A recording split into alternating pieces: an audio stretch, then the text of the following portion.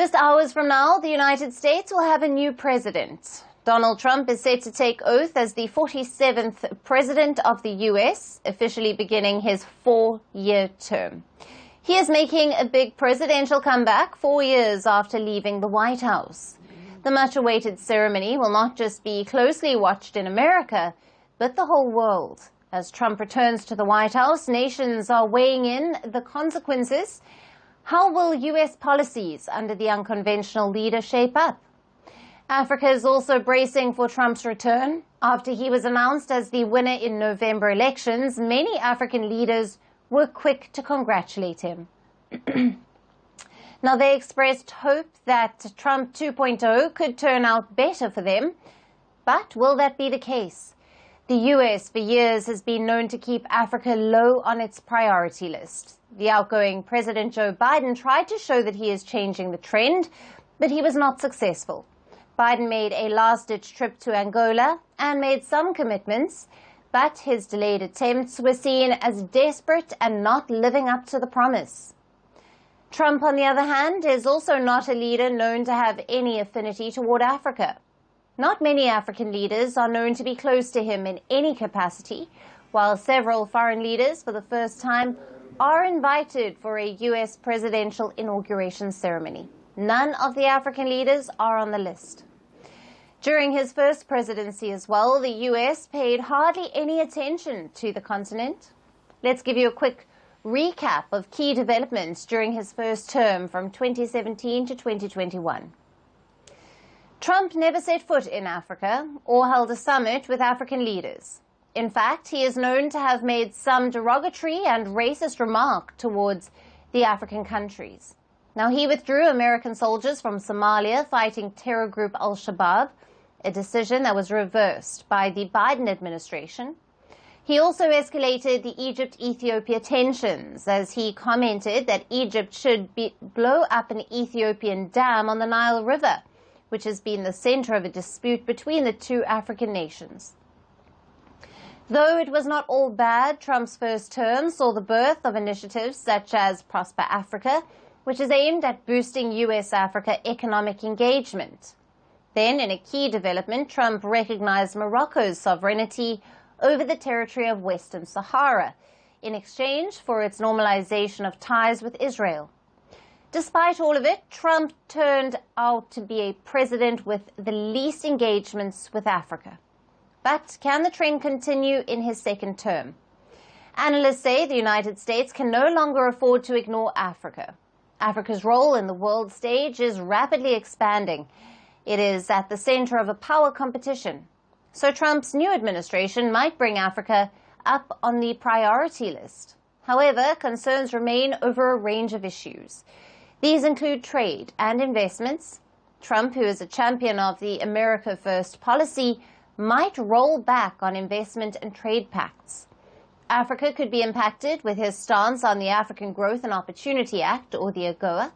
Now, AGOA allows African nations to export to the U.S. without taxes. Trump earlier opposed renewing the scheme after it expires this year. Countries like South Africa, which are the top beneficiary, could be majorly impacted. Then comes aid. Africa gets most of its aid from the U.S. Trump had proposed to cut foreign aid in the first term. However, it was met with opposition from Congress. But they can now be approved with Republican Senate majority. Then third comes immigration. Fighting illegal immigration and the influx of migrants is Trump's clear agenda. He curbed immigration from African nations in his first term. The measures targeted migrants from Nigeria, Eritrea, Sudan, and Tanzania. Analysts say that not much is likely to change in regard to these issues. However, what can interest Trump is Africa's security and conflicts. While he was away from presidency, Russia and China have made significant inroads in Africa. Though it is still unclear how much Trump will be willing to take on Moscow, but he might try to counter China in Africa. Now, this could bring one of the biggest shifts in the Horn of Africa. It is possible that Trump's team could recognize Somaliland, which is a breakaway territory that has been claiming independence from Somalia. Somaliland is reportedly willing to offer Trump a military base, which could be used by Washington to counter Beijing. It is yet to be seen if the long-standing conflicts, like the civil war in Sudan, will be ended under Trump's watch. Just days before leaving office, Joe Biden's administration imposed sanctions on the warring generals. Trump, in his first presidency, removed the sanctions on Sudan. So, a lot to watch in Africa under Trump's new presidency, with his closest ally Elon Musk influencing several Donald Trump's policies. A tilt toward Africa could be coming soon, given how Musk himself is of South African heritage. Now, for further analysis on Trump 2.0 and the impact on Africa, we have with us Zemedene Negatu, who is a geopolitical commentator and investor, joining us live from Addis Ababa in Ethiopia. Thank you for being with us. Thank you for having me. Now, under Trump's first presidency, U.S. engagement in Africa was criticized for being inconsistent, particularly regarding security partnerships and counterterrorism efforts. What changes or continuities can we expect in Trump 2.0 when it comes to addressing conflicts and security challenges in regions like the Horn of Africa, the Sahel, and West Africa? Right. As always, it's great to be back on your program. And actually, you did a very good introduction. You covered all the bases. That's why I want to pick up from where you left. Today, obviously, as you know, in Washington, at midday, there'll be a transition of power from President Biden to President Trump. And with regards to Africa, I think in a few weeks ago when I discussed this with you, I still think in the priority of things in terms of strategic importance for the United States as perceived in Washington, Africa will remain to be at the low end. China, Russia, Asia, the Middle East, and Europe, of course, will continue to be the hierarchical importance for the United States. But we have a new administration down today, and hopefully, and we'd like to find the silver lining in all these things, hopefully the president will have a different view than the Joe Biden administration. As you indicated in your intro, the Biden administration was not always consistent about its engagement in Africa. Sometimes they promote economics, sometimes they promote human rights, security, and others.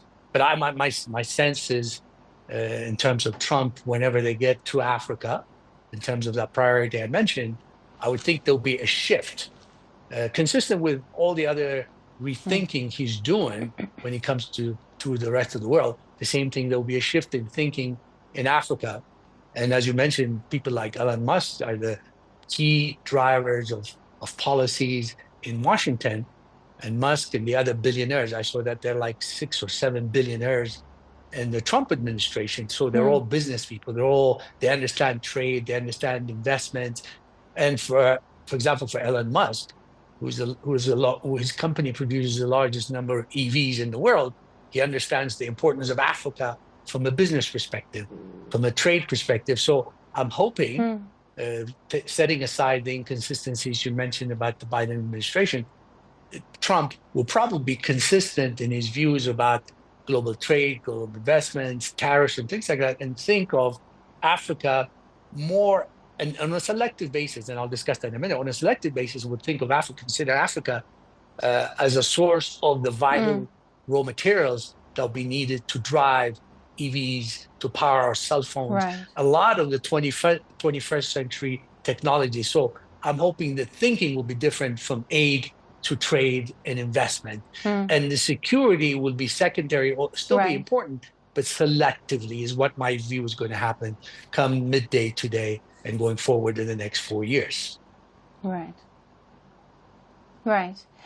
Now, during his first term, Trump's administration introduced the Prosper Africa initiative, but they also reduced foreign aid budgets significantly. How might Trump 2.0 shape U.S. trade and investment policies in Africa. You've touched on that with regards to the minerals. And also, what could this mean for development aid programs and economic partnerships on the continent? Very good point, very valid point you're raising, because I think, to be honest with you, the United States has been very generous on the aid side. USAID and other US development agencies have been active in Africa for decades and decades. But if you're a president with a business background and you're looking at returns on investment, and you say, wait a second, we've given hundreds of billions, what has been the result in Africa? Have we made any difference? I'm sure he will conclude that it's been relatively small. Yes, from the humanitarian side, yes, a little bit on the security side, but in terms of the transformational impact of American aid to Africa, my view is, and a lot of people in Washington and a lot of Africans would say, probably actually China has produced more results than the United States. So my thinking is on Trump 2.0, and you mentioned Prosper Africa. It was started under his administration. I'm sure he's one of his signature initiatives. It probably be scaled up. Second, and I think he established, and that is one of the big establishments that he had in the first term, in my opinion, as far as development partnership, is U.S. Development Finance Corporation, a $60 billion institution which replaced the old OPIC. I think USDFC will have a bigger role in actually getting involved in investments that matter in Africa. I think this is also how, as African policymakers, and those of us in the African private sector investing in Africa, should pitch it to Washington is investments and trade, less of the aid. And I think that will resonate very well with Africa. Would it happen? We'll see. We'll see. Right. Thank you very much for being with us on Firstpost Africa and for your valued analysis there. From breaking news to the day's biggest controversies, shedding light on the world's top headlines, detailed analysis on the stories that matter the most to you. Catch it all on Spotlight at 6 p.m. India time and 12:30 GMT, only on Firstpost.